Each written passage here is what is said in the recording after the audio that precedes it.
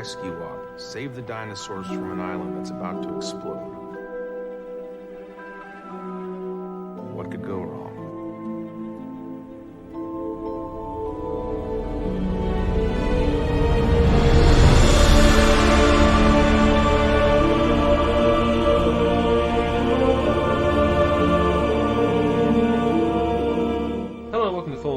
Return to Jurassic World 1 minute time. I'm Brad. I'm Dave. And here we are back to discuss minute 22 of Fallen Kingdom. Before we get to that, David heading not over to Pedia. Well, actually, we do have an article for this. I found it. Yeah, it's under airfield, not runway. That's why. The location I wanted to bring up is the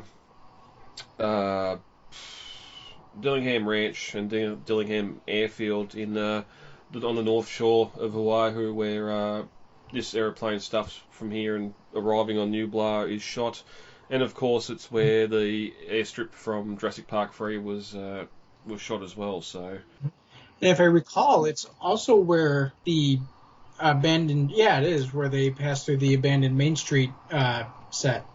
Yeah, because I remember when the filming in that, there was people walking along the beach trying to access the set from the beach. Yeah, well, that's because all the beaches in Hawaii are public access, so anybody can access them at any time.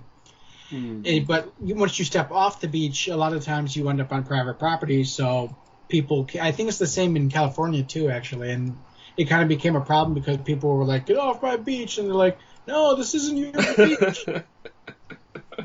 You don't have to yell until you're on the lawn.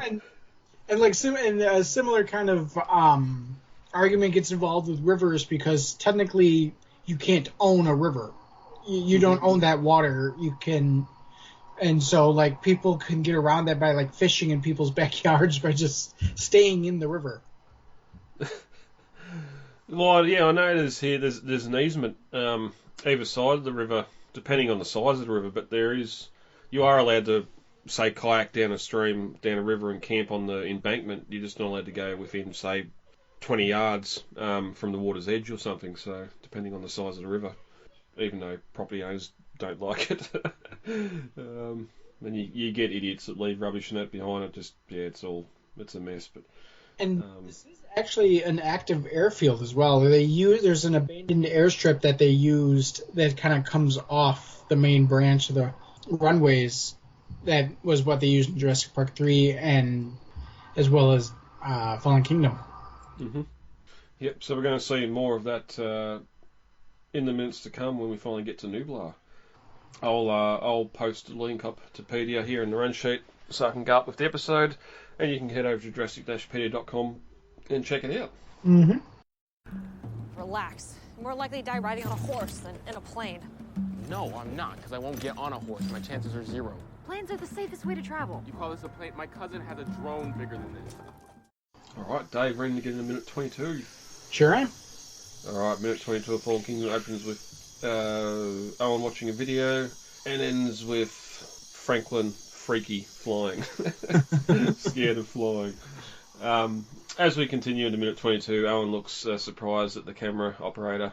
Says, did you get that after Blue snapped her siblings to attention? Before we leave the video, I did want to bring up the leather gauntlets that Owen's wearing here. He's got one on the left hand, I think. Yeah, it looks like a falconer's gauntlet. Yeah, and two leather guards on the ankles as well. So it might be safe to assume. It might be safe to assume these juveniles are starting to reach around that 8-week mark. And we know they're lethal. They might get a bit chewy. I mean, if my puppy's teeth are sharp, I can't even imagine being chewed on by a baby velociraptor. Oh, anyone that's had a kitten knows how needle-nosed kitten teeth are and that, so... Yeah, and then not sort of realising if they're being a bit rough or whatever. Plus they got the clawed hands and the stick of claw on the feet as well, so a lot of different ways there to hurt. But we cut to runway sunrise, Zia loading her things, trying to convince Franklin that air travel is safe. She says, relax, you're more likely to die on a horse than in a plane. Franklin Technically counters true. that with. Yeah, but Franklin counters that. No, I'm not, because I'll never get on a horse. Chances are 0. So, again, just more of that back and forth, sibling back and forth, it seems, between the two of them. Zia tells Franklin that planes are the safest way to travel, and then Franklin counters, if you call this a plane, my cousin has a drone bigger than this, which, as a drone flyer, as a drone enthusiast, I'd love to see a drone the size of this plane.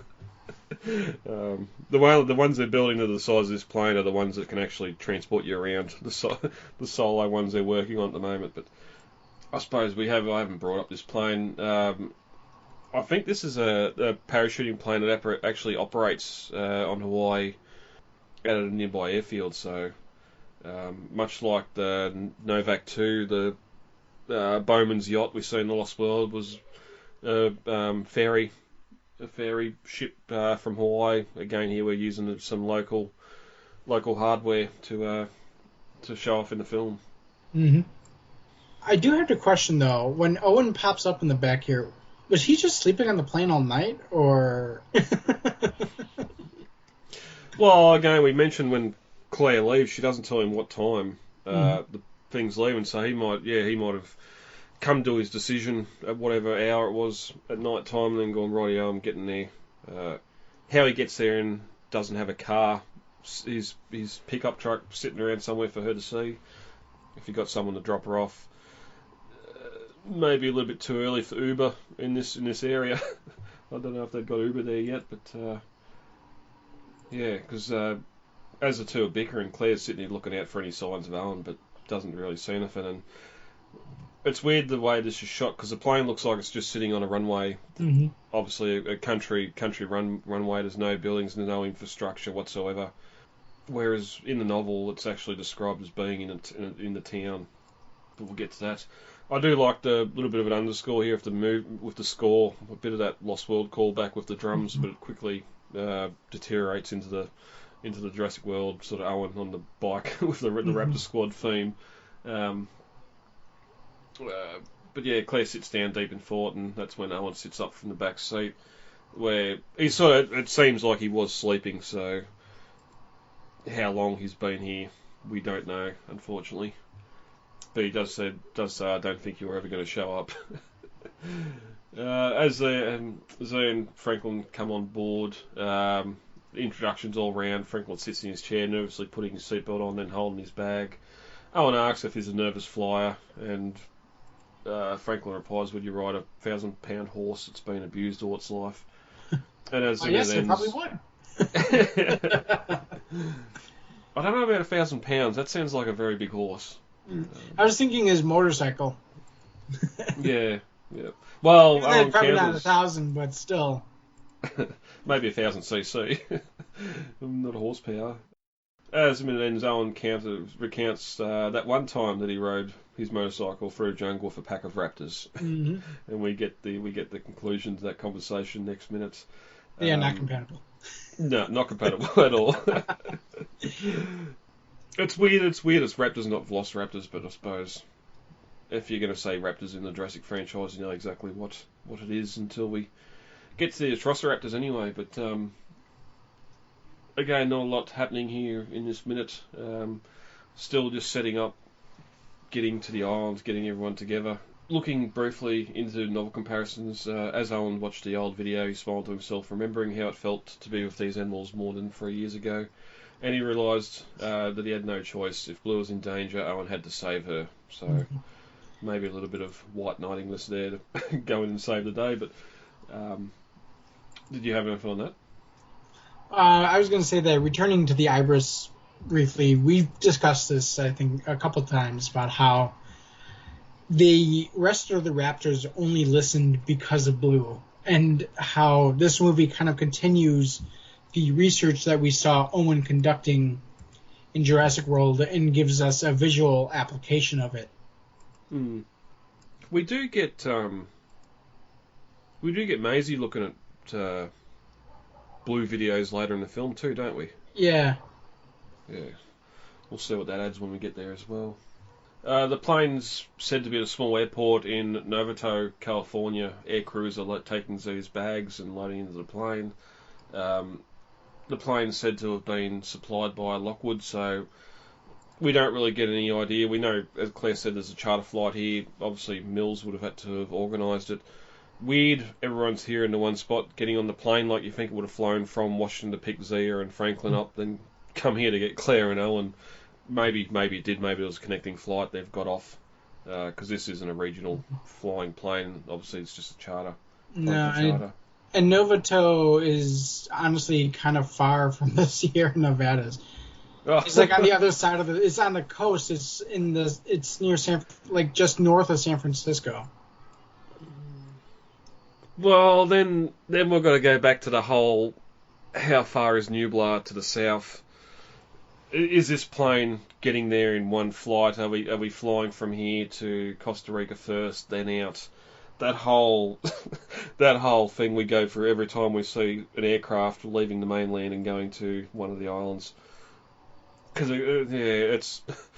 I think we come up with 3,000 miles from Sorna to San Diego when we're talking about the boat or the SS Venture steaming north. So it's a long trip in a little plane like this with no showers or restrooms as well. But yeah, as Claire looks out for any sign of Owen, the pilot approaches her, telling her that we're ready to go, ma'am. And the rest of the plane scene happens just like in the film, so nothing more to add there. Mm-hmm. Dave, minute 22 done. We'll reconvene next week for minute 23. All right, sounds good.